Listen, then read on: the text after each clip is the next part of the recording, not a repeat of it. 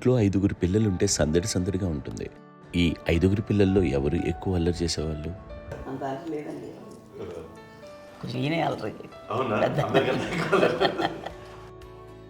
అమ్మ ఇక్కడ ఒకటి అల్లరికి, హుషారుకి, చలాకితనానికి, చిలిపితనానికి ఆ తేడా తెలుసుకుని చెప్పమ్మా.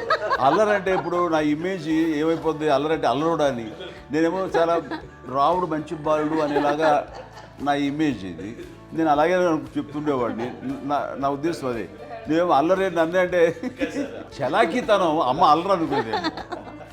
లేదంటే ఎక్కువ హుషారు కానీ చాలా బాగుండేవాడు అబ్బాయి. ఇంట్లో పనులన్నీ మీకు సాయంగా ఉంటాయి? అవునండి, వాడే చేసేవాడు. అది ఇంట్లో ఎవరు ముట్టుకునేవాడు కాదు. మా నాగబాబు అస్సలు ముట్టుకునేవాడు కాదు. అన్నిటికీ నాకు ఆయన సహాయమే పాపం. నాన్న ఆయన ఉద్యోగం వెళ్ళిపోయారు. నేను పాక్కుంటూ అలాగా వెళుతూ వెళ్ళిపోయాను. నాకు తెలియదు. తర్వాత అమ్మ చెప్తుంటే లేదుగా మాత్రం కొన్ని కమ్మర కోలు ఉంది. ఒక అది పెట్టి అది వెళ్ళి కూర్చోతా ఏడుస్తున్నాను రోడ్డు మీద.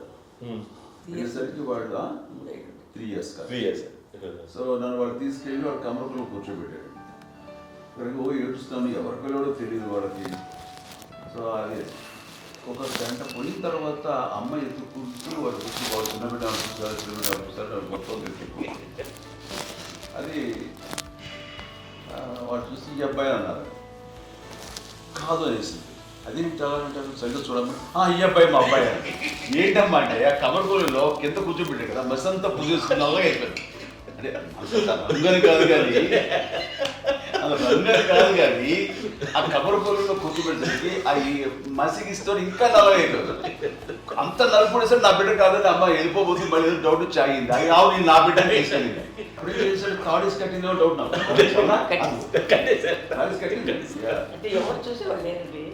అమ్మేమో అల్లరి అనుకునేదండి. నాకేమో చిన్ననాటి మహాభాగవతంలో కృష్ణుడి కార్యక్రమం అనుకుంటాను. ఆయన మహానుభావులు అయ్యే వాళ్ళందరికీ ఆ లక్షణం ఉంటుందేమో చిన్నప్పుడు. కొన్నిదల కుటుంబ సభ్యులు మంచి రుచులను ఆస్వాదిస్తారని, మంచి భోజనాలని ఆనందిస్తారని అందరికీ తెలుసు. చిన్నప్పుడు వీరి ఆహారపు అలవాట్లు ఎలా ఉండేవి? ఇదేవి ఎగిరేవి ఇవి ఎవ్రీ డే 2 పూట్ల ఉండాలన్న.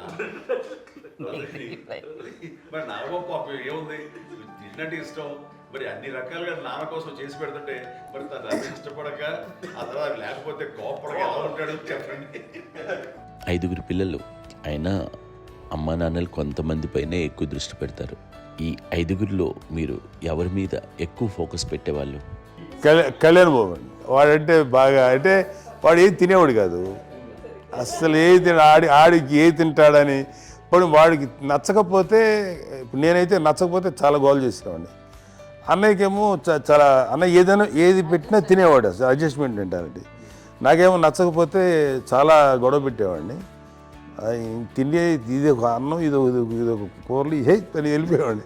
అమ్మకు అమ్మతో తిట్టి నాకు వెజిటేరియన్ ఎలర్జీ ఉండేది, అంటే చిరాకు అనమాట.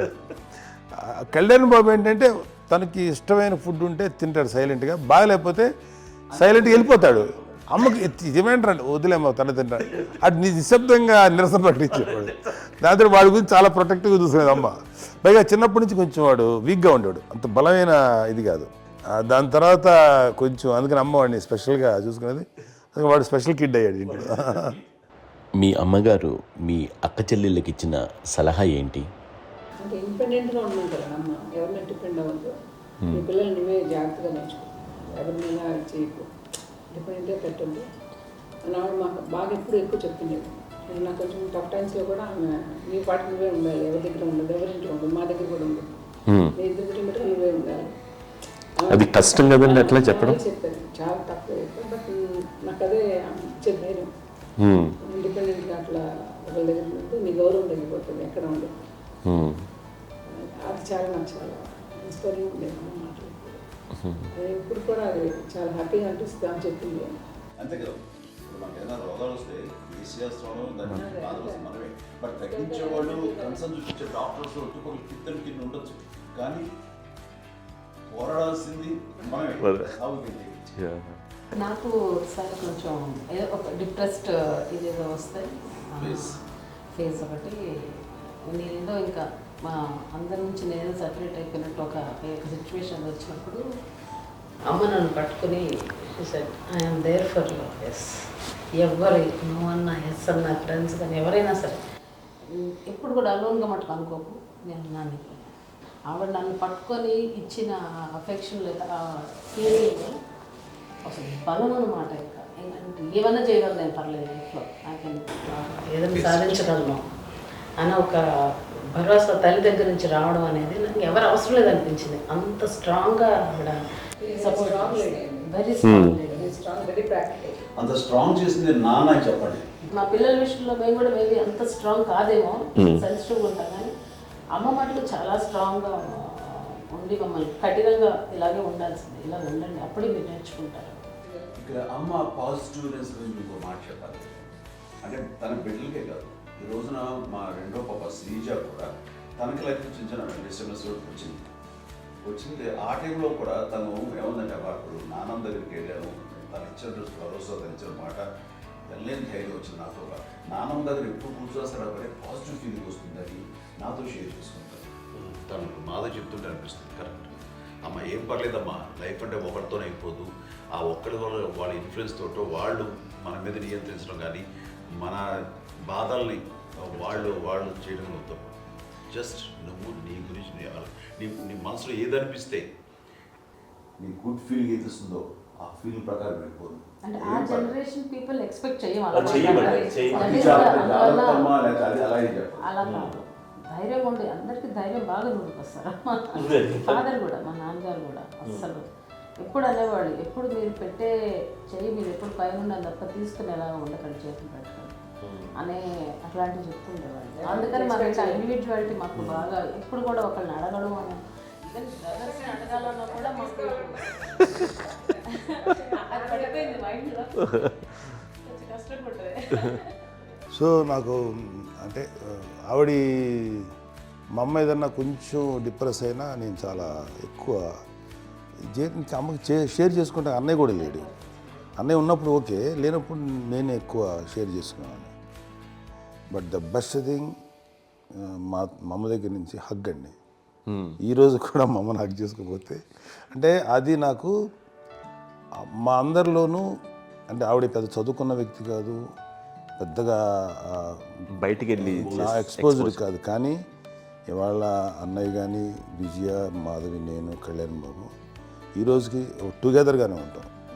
మేబీ మాకు కొన్ని విషయాల్లో నాకు మా మాధవ్కి డిఫరెన్స్ ఆఫ్ ఒపీనియన్స్ ఉండొచ్చు, మా చెల్లికి మా అన్నయ్యకి అట్లా ఉండొచ్చు, ఉంటుందండి ఫ్యామిలీ అన్న తర్వాత. కానీ ద ఇన్విజిబుల్ బాండేజ్ మా అమ్మ ఇచ్చింది, ఆ లవ్ అండ్ ఎఫెక్షన్, హగ్, అవన్నీ ఆవిడ నాన్ వెర్బల్ అడ్వైజ్ ఏంటంటే అందరూ అలా కలిసి ఉండాలనేది ఆవిడ నుంచి మేము నేర్చుకున్నామండి. అది ఇట్స్ ఇస్ నాట్ వర్డ్లీ, అది నోటి మాట కాదు, అది వెర్బల్గా కాదు, నాన్ వెర్బల్గా చెప్పినటువంటి ఇది.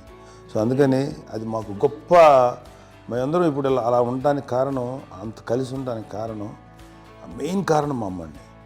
అది సో అందరూ ఉండాలనేది మా అమ్మ అడ్వైస్. ఇప్పుడు కూడా నేను ఎప్పుడైనా ఏదైనా ఫీల్ అయినా, అన్నయ్య ఫీల్ అయినా, లేదు నాన్న అట్లా వదుకు, ఇట్లా ఉండండి, ఇట్లా ఉండి ఇప్పటికీ చెప్తుంది. మేము ఎవరైనా ఎప్పుడైనా మా చెల్లితో గొడవపడ్డా అనుకోండి, నాన్న అట్లా అనకరా అని, ఎట్లాగా అన్న ఏమో లేదులేమ్మా ఏదో అన్నాను కానీ ఫీల్ అవ్వకమ్మా, మేమందరం కలిసి ఆవిడని అసలు టెన్షన్ పెట్టవండి మేము. సో అలా అది ఆవిడ నేర్పించింది. అలా కలిసి ఉండటం అనేటువంటి బాండేజ్ని ఆవిడ తన ఒక హగ్తో చెప్పింది. అన్నయ్య సినిమా చూడండి, జాదూకే చెప్పాను చూడండి, అది మా అమ్మ దగ్గరే ఉందండి. శంకరదాదాలో చెప్తాడు చూడండి. ఇప్పుడు మోడ్రన్ వర్డ్స్లో చెప్పాలంటే మీ అందరికీ ఆవిడ ఒక వైఫై లాంటిది. Yes, you can say that. Yes ఇంకొక అడ్వైజ్ కట్టేనండి, అమ్మ విషయంలో నేను గొప్పగా ఫీల్ అయ్యేది, కానీ చాలామంది పెద్దలు రిటైర్ అయిపోయి విశ్రాంతి తీసుకుంటున్నటువంటి పెద్దలందరూ కూడా ఆచరించే విధంగా ఒక విషయాన్ని నేను గమనించాను. ఇప్పుడంటే నా దగ్గర ఉంటుంది కాబట్టి ఉన్నాను. అమ్మ విడిగా ఇంకొక ఇంట్లో ఉండేది, 9 సంవత్సరాలు నాన్నగారు దూరం దగ్గర నుంచి ఉండేది. 5 సంవత్సరాలు ఒంటరిగా ఉండి నన్ను బిడ్డలందరూ ఎవరు మానవ వెళ్ళిపోయారు, నేను ఒంటరి అయిపోయాను అన్న ఫీలింగ్ అమ్మకు ఎప్పుడు ఉండేది కాదు. తర్వాత బిడ్డలు వాళ్ళ టైం బట్టి వచ్చి చూసుకుంటే సరిపోతుంది. అది వారమా, నెలక, 2 నెలక, అసలు ఒకసారి రాలేని పరిస్థితిలో ఉంటుంది 5-6 నెలల పాటు. ఇదే ఊళ్ళో ఉండి పక్క వీధుల్లో ఉండి ఎవరి పనులు వాళ్ళు బిజీగా ఉండి, ఎవరి షూటింగ్ వాళ్ళు బిజీగా ఉండి, ఎవరి ప్రొఫెషన్లో వాళ్ళు బిజీగా ఉండి, ఎవరి ప్రొఫెషన్లో వాళ్ళు బిజీగా ఉండి, తన సంసారం తను బిజీగా ఉండి అనుకోసరి అమ్మ ఏమి ఫీల్ అవుతుంది, ఏంటమ్మా రావట్లేదు, అసలు పట్టించుకోవట్లేదు ఏంటి అంటే అంతేలేమ్మా అని ఇలాంటి నిరసన మాటలు కానీ, ఈసరింపు మాటలు కానీ, లేకపోతే న్యూనతాభావం కానీ ఇలాంటివి ఎప్పుడు అమ్మకు లేవండి. వచ్చారు అబ్బాయి రే ఏం చేసి పెట్టడా చెప్పండి అంటూ చాలా పాజిటివ్ ఉండి ఇప్పటికీ కూడా తను సపరేట్ కిచెన్ మా ఇంట్లో ఎంతో ఉంటుంది వేరే కిచెన్. ఎందుకంటే అమ్మకి మోస్ట్ స్ట్రెస్ బస్టర్ వచ్చేసినా లేకపోతే రిలీఫ్ ఏంటంటే తన కిచెన్లో కూర్చొని వండుకుతాడు, వండి అందరికి పెట్టాం. ఇప్పటికీ కళ్యాణ్ బాబు అక్కడక్కడ తిరిగేసి ఎక్కడెక్కడో చేసి నిరసన చేసి అన్ని రకాలుగా చేసి వస్తే అమ్మకి చాలా జాలి. ఆడేదో ఇంకా మేము గుడ్లో కష్టపడుతున్నాం కానీ ఆడి ఎంతలో వెళ్ళేదో మీ టీవీలో వాటిలో అది ఎక్కువగా చూపించేసరికి వాడే కష్టపడతారు, మేము కష్టపడలేదు ఫీల్ అమ్మకి. అందులో వాడు రాగానే ఎలా వచ్చావా అని అమ్మ ఎక్కడ కళ్యాణ్ బాబు అంటే ముందు అమ్మను కానీ ఎక్కడ కళ్యాణ్ బాబు తను ఎక్కడ ఉంటాడు ఏ ఉంటాడు తెలుసు.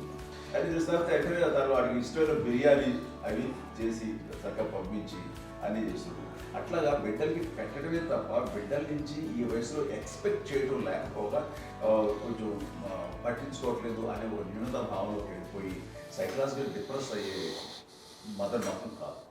ఆ రకంగా మాకందరికీ భరోసా. మేము కూడా పెద్ద అయినా బిడ్డలు వాళ్ళ ప్రవృత్తి ఉద్యోగరీత్యా వాళ్ళ వృత్తిరీత్యా వాళ్ళు దూరం అయిపోయి మనల్ని చాలా కమ్యూనికేషన్ గ్యాప్ వచ్చినా సరే బిడ్డలు నాకు దూరం అయిపోయి పట్టించుకోవట్లేదు. ఇలాగే చూసేవాళ్ళు వెళ్ళి ఎంత ఇదిగా వదిలేయేవాళ్ళు గురించి ఇప్పుడు ఏమైపోయానో అని ఇంత కించెం బాధపడలేదు వాళ్ళకి అంటూ నెగిటివ్ సైడ్ ఆలోచించే విధానం లేనే లేదు. అది మా అందరికి ఎంత కంఫర్టబుల్ అంటే అంత ఇతగా చూసుకోకపోతే మాధ చూసుకుని మాధ లేకపోతే నాగబాబు వెళ్తుంటాడు కడియడం వల్ల మా విజయ్ చూసుకుంటున్నది సరే నాకు కళ్యాణ్ బాబు తను చూసుకుంటుంటాడు. ఇలా ఎవరో కూడా వెళ్తూ ఉంటాం. అమ్మ మాత్రం అది వెరీ గుడ్ హెల్దీ. నేను చాలా మంది తల్లిదండ్రులు చూశాను, అవును వాళ్ళు చాలా ఇబ్బంది పడుతూ ఉంటారు. పట్టించుకోవట్లేదు అర్థం చేసుకోగలము కానీ వాళ్ళు వస్తే బాగుంటుంది కదా అనేది ఉంటుంది. ఫీల్ అవుతారు. అవును అలాంటి ఫీలింగ్ ఏం లేదు. పైగా బిడ్డలు వస్తే వాళ్ళకి ఏం చేసి పెట్టాలా అనే ఆలోచన. అది వెరీ హెల్దీ. చాలా మంది ఆచరించాల్సిన ఒక విషయం అనుకుంటాను. చిన్నప్పుడు అన్ని ఆనందాలేనా, మర్చిపోలేని దుఃఖాలు కూడా ఏవైనా ఉన్నాయా? అమ్మ చెప్పాలంటే ఓపికకి, గృహిణిగా తన బాధ్యతలు నిర్వర్తించడానికి అండ్ అన్ని రకాలుగా టేకింగ్ కేర్. దీనికి ఒక మంచి ఉదాహరణ నేను చెప్పగలను. అది తలుచుకోవడం నాకు చాలా ఉద్యోగంగా ఉంటుంది, నాకు చాలా కంటితలు వచ్చేస్తుంది. అమ్మకి మేము 5 బిడ్డలు అండ్ పురిట్లోనూ 1 year పెరుగో 2.5 years పెరుగో 3 బిడ్డలు చనిపోయారు. నాకు గుర్తెరిగి పొన్నూరులో నేను 6th class చదువుతున్నాను, 6వ తరగతి. అప్పుడు రమణ అనే ఒక అమ్మాయికి 3 years. రమణ అంటే మా ముగ్గురికి కంటే పెద్దది, మా కంటే పెద్దది, కళ్యాణ్ బాబు కంటే పెద్దది, మాకంటే మధ్యలో పిల్ల. తనకి అప్పట్లో మా నాన్నగారు ఉద్యోగరీత్యా క్యాంపుకి వెళ్ళిపోతుండేవారు. ఏమి ఉంది నాన్న చెప్పాలంటే ఫుడ్లో కష్టపడేవారు, ఇంకా నాన్న చెప్పినట్టు కదా, నాగో చెప్పినట్టు. కానీ ఇంటి బాధ్యత, ఇంటి పనులు, రోగాలు వచ్చిన రుషులు వచ్చిన హాస్పిటల్కి తీసుకెళ్ళాలట ఏదైనా సరే అమ్మే పడేది. ఆ శ్రమ తీసుకున్న టైంలో అమ్మకి అసిస్టెంట్కి నేను సహాయపడుతుండేవాడు. అమ్మ చూడరు నాకు ఫ్రెండ్స్ ఆడుకోవడం అలా నిజంగా ఎప్పుడు నాకు గుర్తేది నాకు తెలియదు. ఫ్రెండ్స్తో తిరగడం అని సేపు అమ్మ పట్టుకుని ఉండేవాడు. అలాంటి నేను ఆ పిల్లకి బ్రెయిన్ ఫ్యూర్ వచ్చింది. ప్రభుత్వ ఆసుపత్రి పొన్నూరులో ఆ పిల్లని చేర్పించినప్పుడు 2-3 days అయిన తర్వాత ఒక బ్యాడ్ న్యూస్ వినాల్సి వచ్చింది. తెల్లారికి కాన్షియస్ లేకపోయింది, ఏం చేయాలో తెలియదు. అమ్మ వయసు చిన్నదే. ఇద్దరు తీసుకుని ఆ బిడ్డని నేను ఒళ్ళో పెట్టుకుని శవాన్ని, డెడ్ బాడీని రిక్షాలో ఇంటికి వెళ్ళాలి. ఇప్పటికీ నాకు గుర్తు ఆ విజువల్స్. అని నాన్నకి తెలియదు ఏ విషయం, నాన్న ఎప్పుడు వస్తారో తెలియదు, ఎలా కమ్యూనికేట్ చేయాలో తెలియదు. అది తీసుకుని వెళ్ళిన తర్వాత ఇంట్లో పడుకోబెడుతుంటే ఏం చేయలేదు. చుట్టుపక్కల ముస్లిం సోదరులు ఉండేవాళ్ళు, ఫ్యామిలీస్ అక్కడ. అంటే మసీదు, పొన్నూరు మసీదు పక్కన మా ఇల్లు అనుకుని ఆ ఇంట్లో అందరూ వచ్చి చూసేవాళ్ళు, వాళ్ళే హెల్ప్ చేసేవాళ్ళు. ఏం చేయాలో తెలియదు. ఆ నెక్స్ట్ రిచువల్స్ ఎలా చేయాలో, పెంపకం ఎలా చేయాలో తెలియదు. అందరూ చిన్నపిల్లలే. తను చిన్నది, మిగతాలందరూ పసివాళ్ళే. సో అలాంటి పరిస్థితుల్లో అక్కడికి వచ్చినప్పుడు చుట్టుపక్కల వాళ్ళు వీళ్ళు వచ్చి చేయాల్సిన కార్యక్రమాలు చేశారు. ఆ సమయం నాకు ఎక్కడో కమ్యూనికేట్ చేసి డిపార్ట్మెంట్ ద్వారా నాన్న వచ్చేసరికి అన్నీ అయిపోయింది. ఇప్పటికీ నాకు ఇంటిదగ్గర మేము ఇలా ఎన్ని పురుషులు ఎన్నుకుంటున్నామంటే ఎలాంటి ఇది లేకుండా జాగ్రత్త అనే ఒక హెచ్చరికలాగా చేస్తూ అండ్ పంపించాలని సపోర్ట్ చేస్తాం. అండ్ ఇప్పుడైతే నా మీద ఎంత నమ్ముకుంటే నేను ఏ నిర్ణయం తీసుకున్నా మరో అది తనకి హాస్పిటల్ అని పెద్ద ఫోబియా. నేను ఎక్కడికి వస్తున్నా హాస్పిటల్ ఈ మధ్యకాలంలో సరే అమ్మ మోకాల ఆపరేషన్ జరిగింది. అమ్మ నువ్వు కొంత బాధపడుతున్నావు, అసలు ఈ రోజున వచ్చిన మెడికల్ అడ్వాన్స్మెంట్ నీకు అసలు ఏ బాధ తెలియకుండా మోకాల ఆపరేషన్ రీప్లేస్ చేస్తారు అని వీళ్ళందరూ చెప్పడానికి భయపడతాను. ఎందుకంటే ఫస్ట్ ఎలా నాకు సపరేట్ అవుతాను ఎలా చెప్పాలి తెలియదు. ఒక్క వీళ్ళంతా కలిపి నీ మాట వింటుంది, నీ మాట మీద నువ్వు చెప్తే వింటుంది. సరే వీళ్ళు చెప్పాను అంతే. ఏదో నాలుగు ముందు చెప్తే ఎలా అవుతున్నారు సరే ఇష్టం రా లేదులే మా ఊరికి పర్లేదు అన్న. మళ్ళీ ఇంటికి వచ్చాక మళ్ళీ ఇంకొక తెప్పించి ఇంకో మిషన్ తెప్పించి మళ్ళీ టెస్ట్ చేయించి అందరూ బాగుంది ఏమీ లేదు అన్న తర్వాత అప్పుడు ప్రతితో పడ్డాడు. ఏదో ఉంది మా అమ్మకి టెస్ట్ చేయించాలని చెప్పి శ్రద్ధ ఎక్కువ. మీ పిల్లలకి సంగీతం డాన్స్ నేర్పించారని విన్నాను, అది నిజమేనా? దానికేమో డాన్స్ నేర్పించడం కానీ అది నేర్చుకోలేదు. నాకు వచ్చేసి ఇప్పుడు డాన్స్ స్టార్ ఎదిగారంటే అది మా పెద్ద చెల్లి విజయ కారణం. అప్పుడు తనకి 5 ఏళ్ళు, నాకు 9 ఏళ్ళు ఉంటాయి. ఉంటుంది 10-11 ఏళ్ళు ఉంటాయి నాకు. బాపట్లనా? సో బాపట్ల చాలా చిన్నది, 5 ఏళ్ళు. నాకు ఒక 11-12 ఏళ్ళు. తను తీసుకొని గోడ మీద పెట్టుకోవడం అలా కూర్చొని చూస్తుండేవాడు. కూర్చుంటే అది నేర్చుకుంటుంది. నేను మానసికంగా నేర్చేసుకున్నాను. ఇప్పటికీ ఆ స్టెప్స్ ఏమి చేస్తాను అంతే. ఇప్పుడు దాన్ని తరబడతాయి. ఇంకోటి ఏంటమ్మా నమో నమో ఎన్ని ఉన్నాయో సాంగ్స్ నేను నేర్చేసుకున్నాను అన్నమాట. 5 పిల్లల్లో ఎవరు ఎక్కువ పని చేసేవాళ్ళు, ఎవరు తక్కువ పని చేసేవాళ్ళు? ఏ పని చేయనండి, చేసేవాడు కదా అని అన్నయ్య చేసేవాడు. అన్ని పనులు అన్నయ్య చేసేవాడు. ఇక మా చిన్న చేలు పెద్ద చేలు ఎక్కువ చేసేది.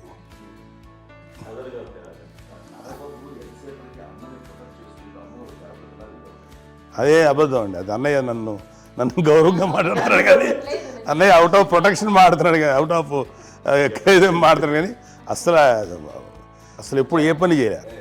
లేదు నిజం ప్రామిస్ అండి, ఏ పని చేసేవాడు కాదు. మా ఇద్దరికి మధ్యలో పాపం అన్నయ్య చాలా పని చేసేవాడు. ఎంత పని చేసేవాడు, నేను ఇచ్చిన తర్వాత మళ్ళీ నాకు ఏదైనా చిన్న పని చెప్తే అది కూడా నువ్వే చేయనివ్వండి. ఆ కోపం వచ్చేది, కోపం వచ్చి ఒకడు కొట్టేవాడు. కొడితే కోపం వచ్చేది తప్ప నేను వెళ్ళేవాడిని కాదు.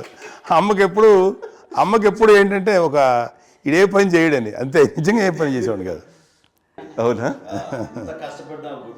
లేదు లేదు లేదు మహాప్రేమ.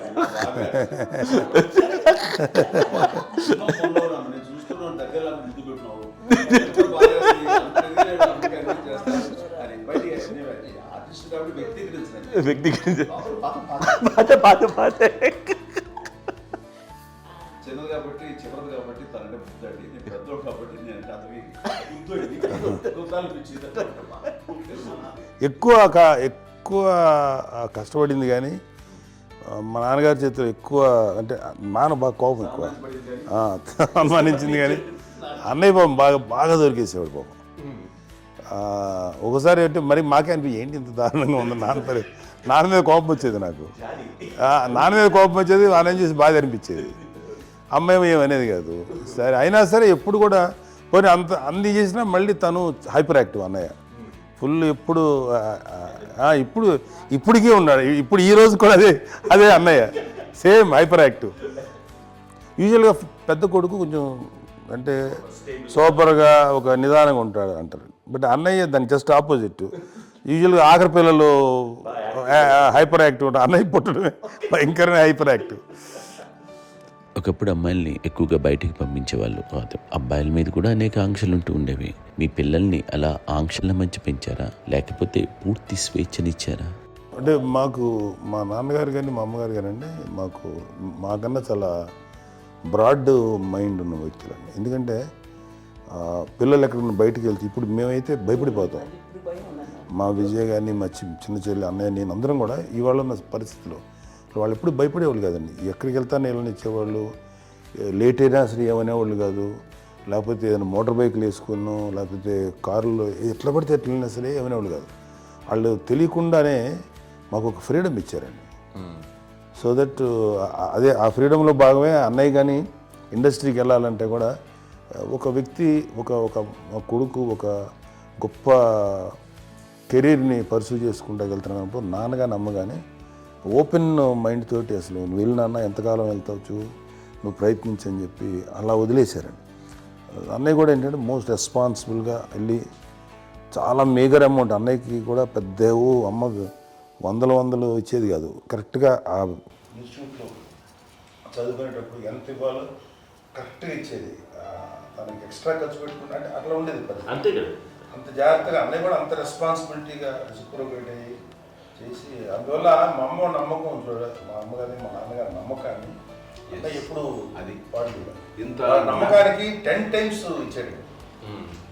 ఏ వాయిసెస్ వైపు కానీ ఏ అలవాట్ల వైపు కానీ ఎందులో ఇండల్జ్ అవ్వకుండా నాకు నేనుగా నియంత్రించుకుంటూ సరైన మార్గంలో వెళ్ళేలాగా నాకు వెళ్ళడానికి లోపల ఆ స్ట్రాంగ్ థాట్ అడగగానే వాళ్ళు రెసిస్ట్ చేస్తే ఇచ్చారని ఆపేశారు అని ఏదో చిన్న రిలక్టెంట్ ఫీలింగ్ ఉంటుంది. వాళ్ళ మీద చిన్న కోపం నిరసన ఉండేది.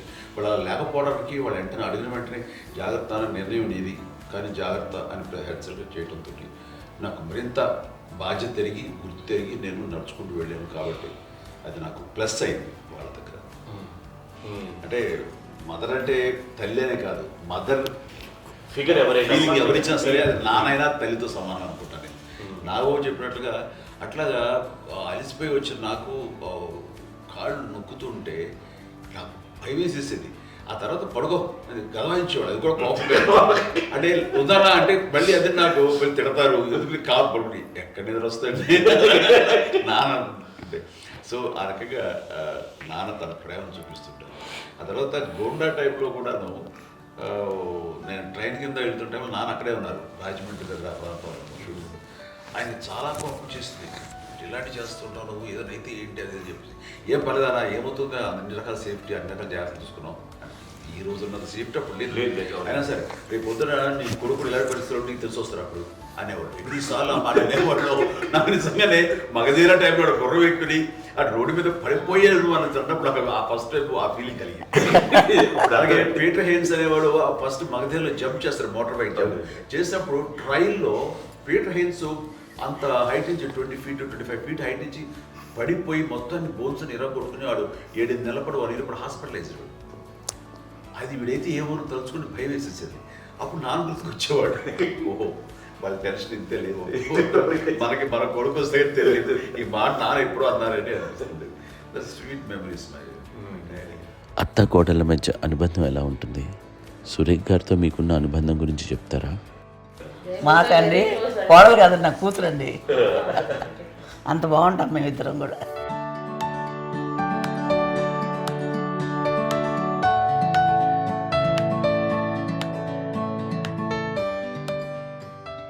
మీది ఒక అందమైన ఉమ్మడి కుటుంబం, అందరూ కలిసి ఉంటారు.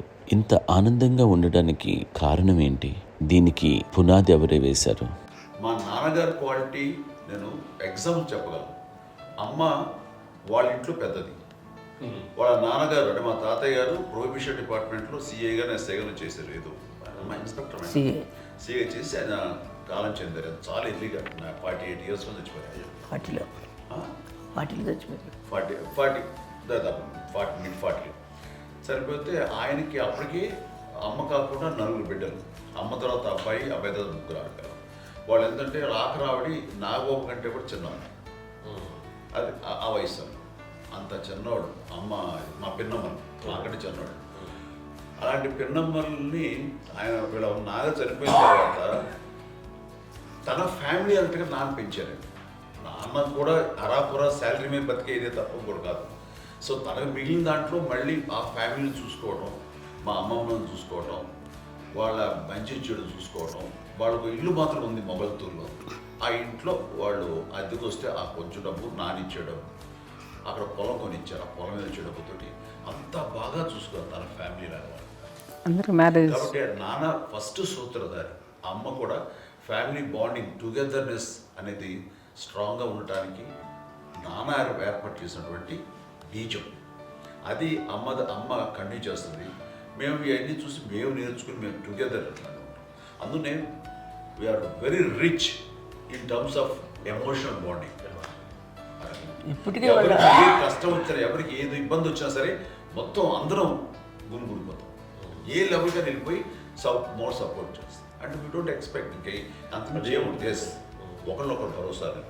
అది మా ఫ్యామిలీ మేము వెరీ స్ట్రాంగ్ అని చెప్పాలి. పెద్దవాడు కాబట్టి అవకాశం నాకు వచ్చింది కాబట్టి అమ్మ, ఇది ఎప్పుడు ఎవరు కొన్ని విషయాలు నాగబాబు సపోర్ట్గా ఉంటాడు. నాగబాబు ఉండి వాడు ఉంటాడు భరోసా.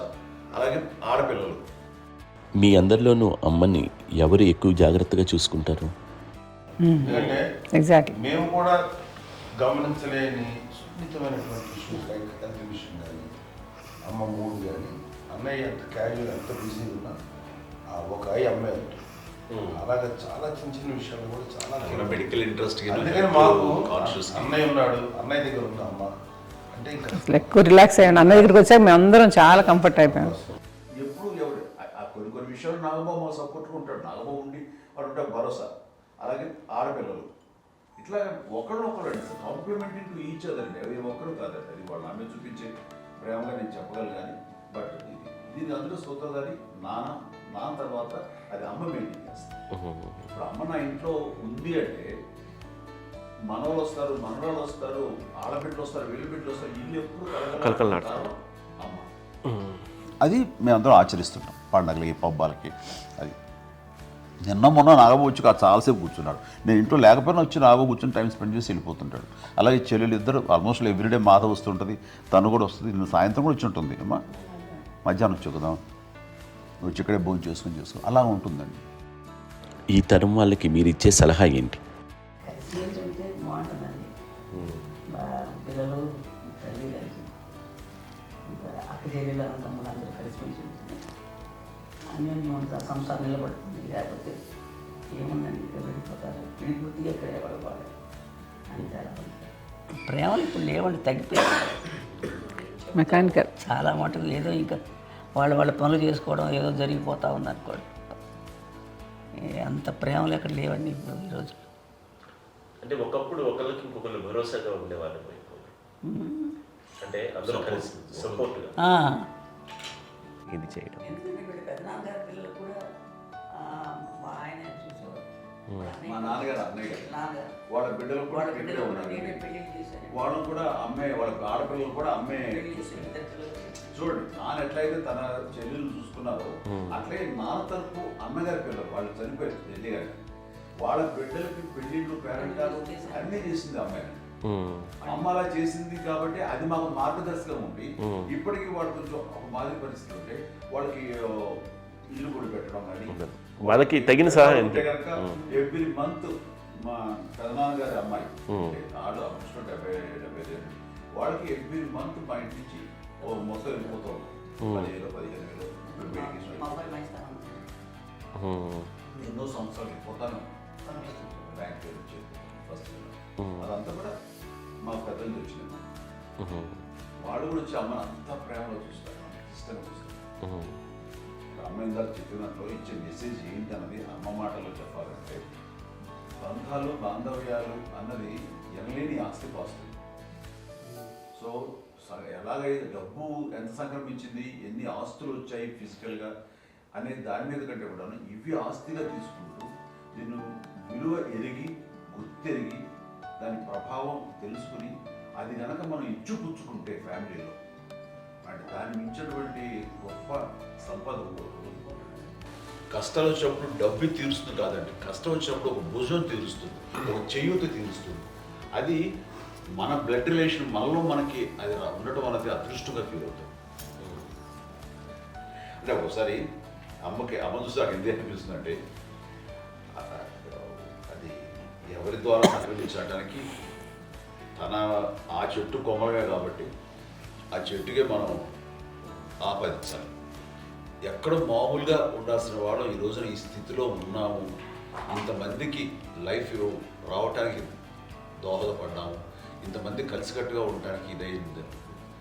అమ్మని చూస్తుంటే నాకు ఎవరు చూస్తుంటే అబ్బా ఇలాంటి జన్మం మనకి ఎవరికైనా ఉంటుందా, ఇంతమంది మనుషుల చేత కొలవబడేవాళ్ళు, ఆరాధింపబడేవాళ్ళు, అభిమానించబడేవాళ్ళు, ఇంతమంది నా వంశమా, నా సంపద అని అమ్మ ఫీల్ అంత గొప్ప ఫీలింగ్ ఎవరికి ఉంటుంది.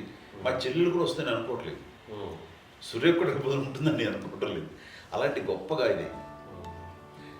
అండ్ ఆ రకంగా షీస్ వెరీ చాలా గొప్ప జన్మం. అమ్మకి చిన్న మానసికంగా చిన్న ఏదో ఒక డిప్రెషన్ ఏదో వచ్చింది. ఏదో నాన్న గుర్తుకొచ్చో, నాన్న లేరనో, లేకపోతే వాళ్ళ అమ్మగారు కూడా అదే టైం చనిపోయారనో, తన దగ్గర ఉంటారు ఏదో ఉన్నప్పుడు మేము అందరం సపోర్ట్గా ఉండి మా కొన్నాళ్ళు నా దగ్గర ఉందిగా అని చెప్పేసి అప్పట్లో అమ్మ వేరేగా ఉంది.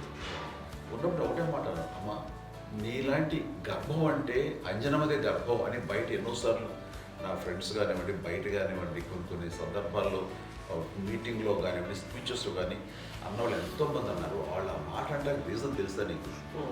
కోటాను కోటల్లో ఎంతమంది తల్లులకు నీకు వచ్చిన అదృష్టం, నీకు లభించినటువంటి గౌరవం ఎవరు లభిస్తున్నావు?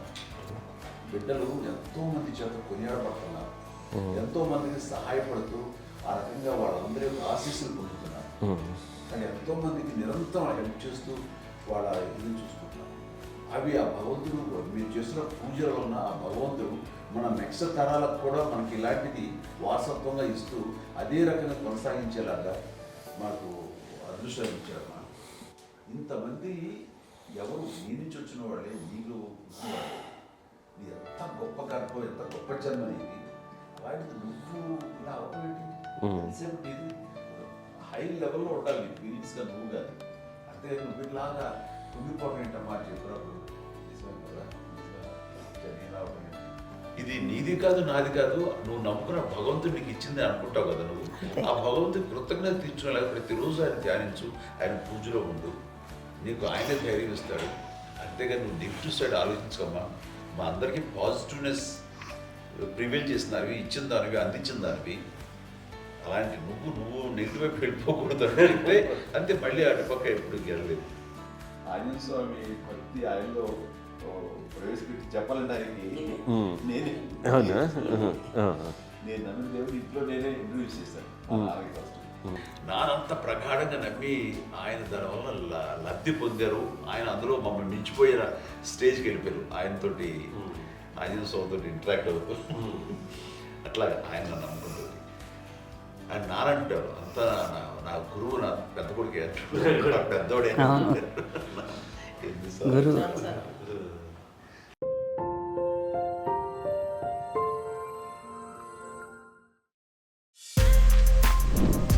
For more videos like this, subscribe Big TV channel.